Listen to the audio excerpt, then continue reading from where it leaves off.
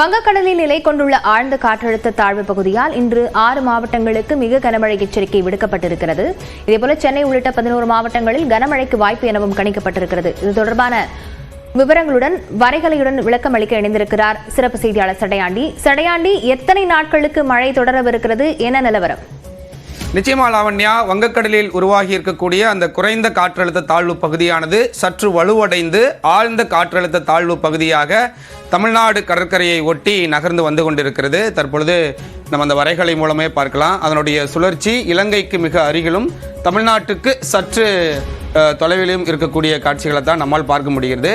இது தொடர்ந்து மேற்கு வடமேற்கு திசையில் நகர்ந்து வந்து கொண்டிருப்பதாகத்தான் இந்திய வானிலை ஆய்வு மையம் தெரிவிக்கிறாங்க. அதாவது இலங்கைக்கும் தமிழ்நாட்டிற்கும் இருக்கக்கூடிய அந்த இடைவெளியில் அதனுடைய சுழற்சியினுடைய பயணம் இருக்கும் அப்படின்றத மிக தெளிவாக இந்திய வானிலை ஆய்வு மையம் குறிப்பிட்டிருக்கிறாங்க.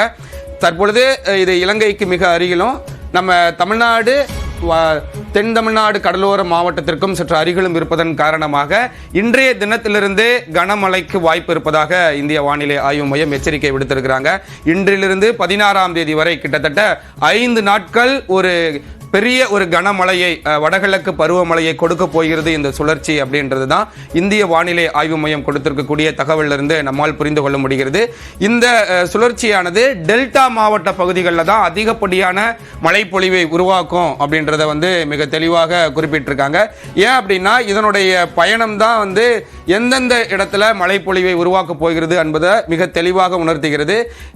இது இந்த இந்தியாவிற்கும் இலங்கைக்கும் இடைப்பட்ட தொலைவில் அதனுடைய பாதை அமைந்திருப்பதன் காரணமாக மேகக்குவியல்கள் எல்லாமே டெல்டா மாவட்ட பகுதிகளில் தான் அதிகப்படியான மழைப்பொழிவை உருவாக்கக்கூடிய மேகக்கூட்டங்கள் ஒன்று சேரும் அப்படின்றதையும் தனியார் வானிலை ஆய்வாளர்களும் கணித்திருக்கிறாங்க.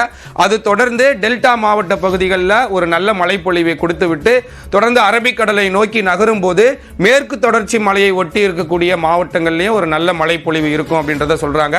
அடுத்து 16ஆம் தேதி வரை இந்த ஆழ்ந்த காற்றழுத்த தாழ்வு பகுதியானது தமிழ்நாட்டில் பரவலாக கனமுதல் மிக கனமழை இருக்கும். அதி கனமழை ஒரு சில இடங்களில் மட்டும்தான் இருக்கும் அப்படின்றத சொல்லியிருக்கிறாங்க. இந்த மேக வெடிப்பு எல்லாம் ஏற்பட்டு 20 சென்டிமீட்டரோ 30 சென்டிமீட்டர் ஒரே நாளில் 50 சென்டிமீட்டர் மழை பொழிவு மாதிரியான ஒரு பெரிய நிகழ்வுகள் இருக்காது. ஆனால் கனமுதல் மிக கனமழை இருக்கும். சென்னை ஒட்டி இருக்கக்கூடிய மாவட்டங்கள் சென்னை, திருவள்ளூர், காஞ்சிபுரம், செங்கல்பட்டு, விழுப்புரம் ஆகிய மாவட்டங்கள்லாம் இன்றிலிருந்தே இன்று மாலை, இரவு, நாளை அதிகாலை ஆகிய பொழுதுகளெல்லாம் ஒரு நல்ல மழைப்பொழிவு இருக்கும் அப்படின்றதும் இந்திய வானிலை ஆய்வு மையம் கொடுத்திருக்கக்கூடிய தகவலிலிருந்து நம்மால் புரிந்து கொள்ள முடிகிறது.